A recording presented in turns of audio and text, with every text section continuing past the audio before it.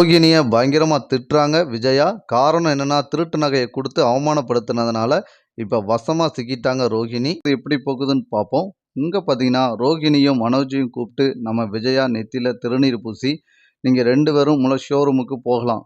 எண்ணியால எக்காரணத்த கொண்டாலும் இடைஞ்சல் இருக்காது. நீங்க சந்தோஷமா இருந்தா போதும்." அப்படின்னு விஜயா சொல்றாங்க. இத கேட்ட ரோகிணிக்கும், மனோஜுக்கும் ரொம்ப சந்தோஷமா இருக்கு. "நீ இங்க பாரு, இதுவரைக்கும் நீ எத்தனையோ பொய் சொன்ன. அத அத்தனையும் நான் மன்னிச்சுட்டேன். இனிமேல நீ என்ன பண்ணணும்னா, ஷோரூமுக்கு போயி வருமானத்த நல்லா பிசினஸ் எல்லாம் கூட்டி, நல்ல பணக்காரி மருமகளா எனக்கு வாழ்ந்து காட்டணும்." அப்படின்னு சொல்றாங்க விஜயா. இத கேட்ட ரோகிணி, "ஆன்ட்டி, இனிமேல நீங்க சொல்றத அத்தனையும் நான் கேட்பேன் ஆன்ட்டி. நான் சீக்கிரத்திலே நல்ல பணக்காரி மாரி ஆயிருதேன். வருமானத்த நல்லா கூட்டுறேன் ஆன்ட்டி." அப்படின்னு சொல்றாங்க ரோகிணி. இத கேட்ட விஜயா, "சொல்றதோட செயல்ல காட்டு." அப்படின்னு விஜயா சொல்றாங்க. உடனே நம்ம ரோகிணியும், மனோஜையும் ஷோரூமுக்கு கிளம்பி போயிருந்தாங்க. இங்க பார்த்தீங்கன்னா, நம்ம முத்தும், மீனாவும் பேசிட்டு இருக்காங்க. "என்ன அம்மா திடீர்னு 2 பேருக்குள்ளேயும் ஒண்ணு சேர்த்துட்டாங்க. நான் அம்மாவும் ரோகிணியும் பிரிப்பாங்கன்னு பார்த்தா, பிரிக்கிற மாரி போச்சு. லாஸ்ட்ல எல்லாத்தையும் நிறுத்திட்டாங்க அம்மா.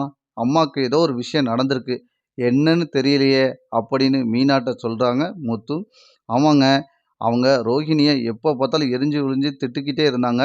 இன்னைக்கு கூப்பிட்டு வச்சு நெத்தியில திருநீர் பூசி ஷோரூமுக்கு போங்கன்னு சொல்லியிருக்காங்க. அப்பன்னா இதில ஏதோ ஒரு விஷயம் மறைஞ்சிருக்குங்க. எனக்கு தெரியல." அப்படின்னு மீனா சொல்றாங்க. உடனே முத்து சொல்றாரு, "ஆனா அம்மா ஒரு மாற்றம், திடீர்னு மாற்றம். அப்பன்னா இதில ஏதோ ஒரு விஷயம் மறைஞ்சிருக்கு." அப்படின்னு சொல்லிட்டு, "சரி நான் கிளம்புறேன்." அப்படின்னு முத்து கிளம்பி வெளிய போறாரு. உள்ள பார்த்தீங்கன்னா, பார்வதி அம்மா உள்ள வராங்க வீட்டுக்குள்ள. வந்தோனே, "அண்ணே" அப்படின்னு, "விஜயா இல்லையா? அந்த ரூம்ல இருக்காம்மா." அப்படின்னு அண்ணாமலை சொல்றாங்க.